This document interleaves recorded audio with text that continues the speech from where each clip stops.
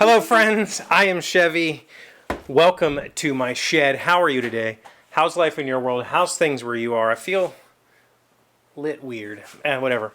How's things? How's things in your place, wherever that is? I asked you that yesterday. And I asked you to respond, and we got quite a few responses. So I wanted to kind of check in on those responses and maybe just talk a little bit about it. Jonathan Howe said that he's fine in the Atlanta area. Lots of restaurants are still doing drive-through service. Dunkin' is doing free donut day. That's cool. And Home Depot is closing earlier. So I've read that a lot of stores are closing early. So it seems to be okay-ish there at least. No layoffs yet at his office. Peggy is from South Carolina. She works at a hospital, so her life hasn't changed much except it's gotten busier.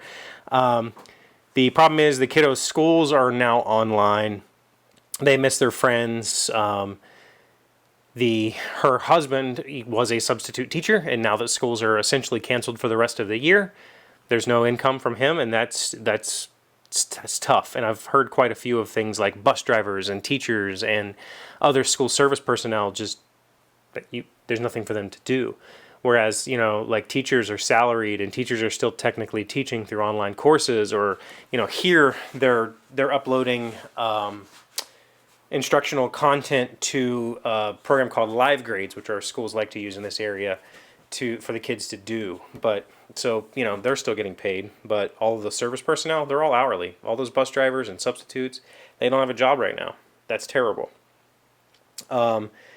My friend Dunga from the Netherlands says that restaurants are closed since Monday, schools as well, and many people are getting delayed in their studies, probably also delaying exams. Domino's, etc. are takeout only. Supermarkets are still open, and they've started to put up plexiglass to cover the people behind the registers. And I've actually seen that on a few U.S. subreddits that they're installing plexiglass shields to protect the cashiers from people coughing and stuff on them. He's unemployed currently and is not getting responses to any of his applications because of this. Fred from the Northwest England, he said all schools were closed a couple of days ago. Kids were being kept off by parents anyway. Judging by the figures, they're a little behind the curve, but won't be for much longer. And there's lots of recommendations from the government about not going out. Local governments have closed. My local government's announced, I think it was today, that all of these civic buildings would be closed to the public, that people would still be there answering the phones. If you needed taxes or records or anything like that, you would have to essentially wait, because we don't have any in this little town. We don't have any online record search. So if you needed to get titles or deeds or marriage certificates or anything like that, you just can't. Birth certificates, sorry. He said food shopping there is crazy. This is still back to England. Ordering food online, but no idea if it'll get here. He said he's seen some crazy in the car park at his local supermarket, so he's definitely staying in for a bit. I've heard other reports of kind of, not necessarily rioting, but definitely some arguing in parking lots. Oz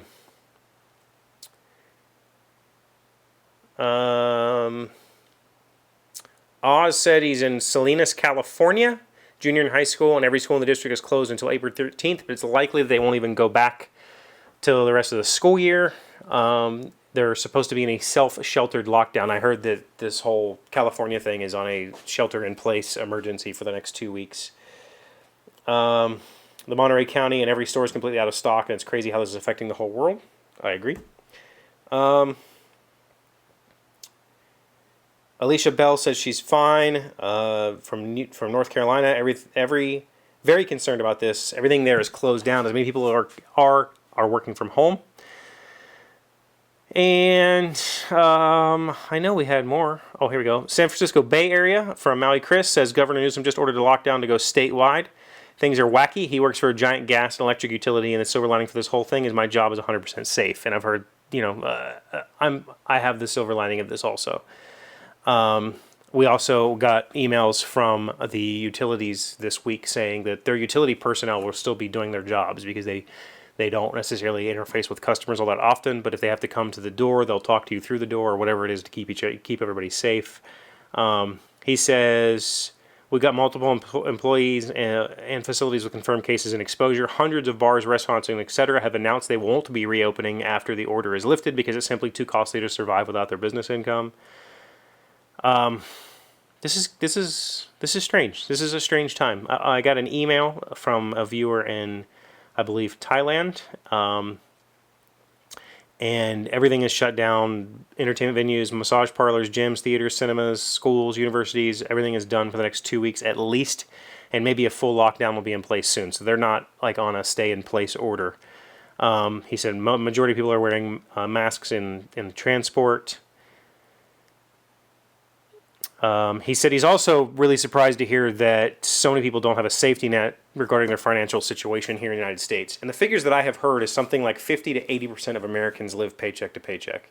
So at least half of our population has nothing in savings, $0, no way to bridge this gap. And that's why the government's working on some sort of, stimulus package. They're talking about sending $1,200 to all U.S. citizens just to try to keep everybody afloat through all of this. But ultimately, I think that the economy is going to be the part of this thing that takes a long while to straighten out.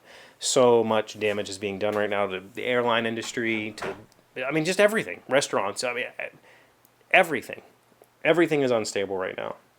And, oh, we had a report from Poland also. Let me look that one up. Poland, he says, this is from Katowice, Poland, day 8 of staying at home. He tries to stay sane with the kids around all day. And staying home for them means in 2 rooms. They have just a small flat. 3 if you count the kitchen. He said, luckily there's a forest nearby, so there's a place they can go without interacting with other people. And, I went out today and walked my dog around the neighborhood, and nobody was out, so that was fine. I've been spending a lot of my time after work in here, but I do work. I've been working all week. Actually, I've been working pretty hard. I got a lot of time to get stuff done while our software is not currently being mission critical because nobody's using it. So it gives me a chance to really do a lot, and I've been doing a lot. But I've made some signs. I've just been kind of hanging out. I started to attempt woodcut. We'll see what happens with this. Right now, everything here is, normal-ish. We have plenty of food for me and Em. I've been cooking lots of meals, and we're okay. I went to the store the other day, and there was food, so I'm not super worried yet. Living here in these mountains, we've had month-long shutdowns because of weather before. I guess the difference there is when there's that much weather, people can't hoard. People can't get to the store to hoard. So you go to the store and there's still stuff. Right now, people are hoarding. You go to the store and the shelves are empty, and it's really weird. It's a really weird feeling.